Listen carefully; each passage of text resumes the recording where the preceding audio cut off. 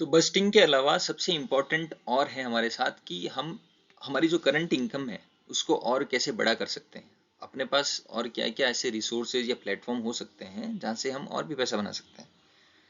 तो हमने अभी एक्टिव इनकम देखा था कि जहाँ पे हम अपना पूरा समय देते हैं और उसके बदले में हमें पैसा मिलता है। और इन चार कैटेगरी हमने डिस्कस किया था, जहाँ पे हम मोस्टली हमारा पूरा समय देते हैं, वहाँ पे काम करते हैं एक्टिव रूप से, और उस काम के बदले में वहाँ से हमें पैसा मिलता है। इसके अलावा ऐसे भी बहुत सारे प्लेटफॉर्म हो सकते हैं जहाँ पे हम डायरेक्टली पर डे के हिसाब से काम नहीं करते हैं, लेकिन फिर भी वहाँ से इनकम मिलती रहती है। उनको हम पैसिव इनकम बोल सकते हैं, क्योंकि वहाँ पे हमारा डायरेक्ट इन्वॉल्वमेंट नहीं है। तो वो कौन कौन से इनकम हो सकते हैं? तो यहाँ पे सिर्फ मैंने तीन आपको समझाने के हिसाब से रखे हैं, लेकिन पैसिव इनकम के बहुत सारे और भी प्लेटफॉर्म्स हो सकते हैं, लेकिन ये मोस्ट कॉमन प्रैक्टिस्ड है ना। जैसे रेंटल इनकम हो गई। अगर आपके पास कोई कमर्शियल या रेजिडेंशियल प्रॉपर्टी है, आपने उसको रेंट आउट कर दिया, तो आपको मंथली रेंट ही आ रहा है, और रेंट के साथ साथ समय के साथ उस प्रॉपर्टी की वैल्यूएशन बढ़ेगी। वैल्यूएशन बढ़ेगी तो उसका भी रिटर्न ऑन इन्वेस्टमेंट आएगा, तो वो आपकी जो फिनेंशियल स्ट्रेंथ है उसको और मजबूत बनाएगा, है ना। इसके अलावा भी मशीन फैक्ट्री फार्म्स वगैरह हैं, उसको भी हम रेंट आउट कर सकते हैं। दूसरा हो गया इंटरेस्ट। इंटरेस्ट हम बहुत सारे प्लेटफॉर्म से ले सकते हैं। जैसे हमारा बैंक में अकाउंट है, सेविंग अकाउंट पे भी इंटरेस्ट आ रहा है, लेकिन हमें ज़्यादा चाहिए तो हम एफडी करवा सकते हैं। इसके अलावा सिक्योर्ड और अनसिक्योर्ड लोन से भी हम पैसा देके वहाँ से इंटरेस्ट ले सकते हैं उनसे, है ना। और तीसरा एक अनकॉमन प्रैक्टिस ये है वीसी। ये बहुत ही अनऑर्गेनाइज सेक्टर में काम करता है, लेकिन बहुत ही पॉपुलर है ना। लगभग आई सपोज वीडियो देखने वाले सभी जानते होंगे वीसी क्या होता है। कोई लोग चिट्टी बोलते हैं, कोई वीसी बोलते हैं। तो उसमें कैसा होता है, सपोज 10 लोग एक साथ इकट्ठा हुए, उन्होंने डिसाइड किया कि हम 5-5 हज़ार रुपये हर महीने इकट्ठा करेंगे, और जिसको ज़रूरत है वो उस पैसों को यूज़ कर सकता है।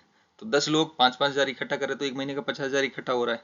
अब 50 हज़ार में से एक को पैसे की रिक्वायरमेंट है, तो फिर उसकी बोली लगती है कि आप जो पैसा है उस पैसों में 45,000 रुपीज़ आपको दिए जाएंगे, और 5,000 रुपीज़ है वो इंटरेस्ट के रूप में सभी में बढ़ जाएगा। तो फिर 5,000 की जगह पे सारे लोग 4500 4,500 4,500 ही कलेक्ट करेंगे, और वो 45,000 रुपीज़ उस पर्सन को दे देंगे जिसकी रिक्वायरमेंट है। तो ऐसे ये 10 महीने तक चलता रहता है, और जो सबसे लास्ट में प्रोबेबली लेता है पैसा, उसको लगभग पूरे 50 हज़ार मिलते हैं। तो भरते वो कम है, जैसे हो सकता है कि पहले महीने 45 भरे, अगले महीने 46 भरे, तो ऐसे करके रफली टोटल जो है 12 महीने में या 10 महीने में 4,700 ही भरे, लेकिन मिले पूरे 5,000 रुपये, 50,000 रुपये। तो 3,000 रुपीज़ का वहाँ पे उसको इंटरेस्ट मिल गया उसमें 10 महीने में। तो ये बहुत सारी प्रैक्टिसेज हैं। फिर डिविडेंड वगैरह हो गया। डिविडेंड हमें स्टॉक मार्केट वगैरह से मिलता है। जैसे आपने किसी कंपनी के शेयर ले रखे हैं, है ना, स्टॉक में हिस्सेदारी ले रखी है, तो हर एक कंपनी हर क्वार्टरली मोस्टली अपना डिविडेंड डिक्लेयर करती हैं। तो आपके पास जितना स्टेक है उस कंपनी का, जितने शेयर्स हैं, तो वो पर शेयर के हिसाब से डिविडेंड डिक्लेयर करते हैं, और तो वो डिविडेंड जो है आपके इन्वेस्टमेंट के अकॉर्डिंगली आपके खाते में ट्रांसफ़र किया जाता है। प्लस उस स्टॉक की टाइम के साथ वैल्यूएशन भी बढ़ती है। तो जैसे जैसे वैल्यूएशन बढ़ेगी, वैसे वैसे आपका वो जो इन्वेस्टमेंट है वो और बड़ा होता जाएगा। तो जब भी आपको ज़रूरत पड़ेगी आप सेल आउट करके वहाँ से एक बड़ा पैसा निकाल सकते हैं, या फिर वो आपकी और भी जो फिनेंशियल स्टेटस है उसको और भी स्ट्रेंथन करके रखेगा। अभी समय के हिसाब से हमारे पास एक और अपॉर्चुनिटी आई है जिसको हम हाइब्रिड अपॉर्चुनिटी बोल सकते हैं, जिसमें एक्टिव और पैसिव दोनों तरीके से इनकम जनरेट होती है।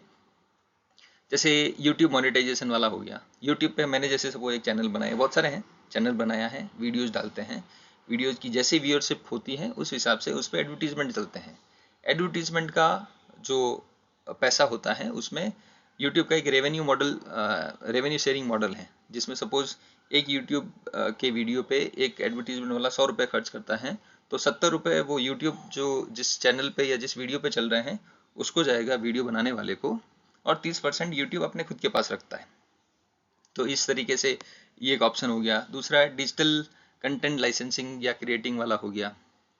आप किसी और के लिए कंटेंट बना के, या आपने ऐसा कुछ मॉड्यूल तैयार करके रख दिया कि आपका जो जो कंटेंट है वो बहुत जगह common as a common practice के रूप में यूज़ किया जा रहा है। तो ऐसी बहुत सारी चीज़ें हो गई।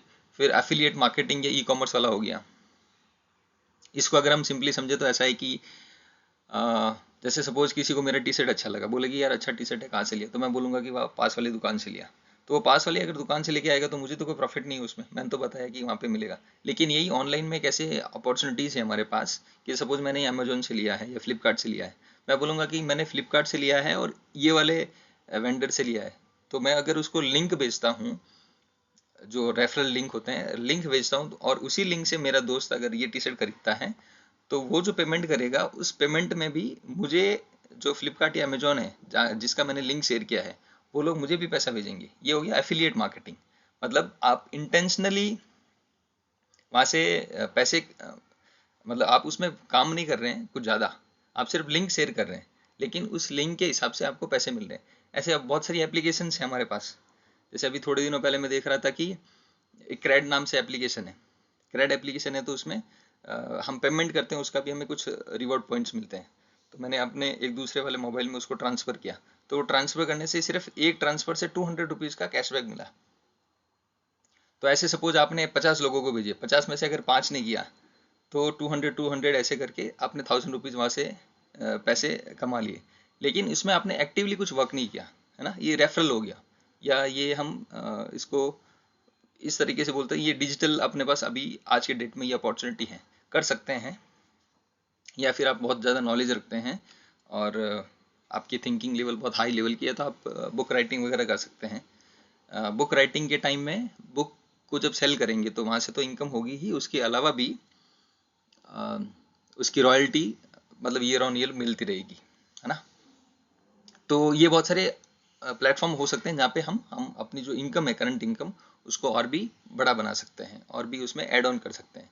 और हमारे पास generally multiple level of incomes होनी चाहिए, एटलीस्ट 2 या 3 तो सोर्सेज होने चाहिए इनकम के, है ना।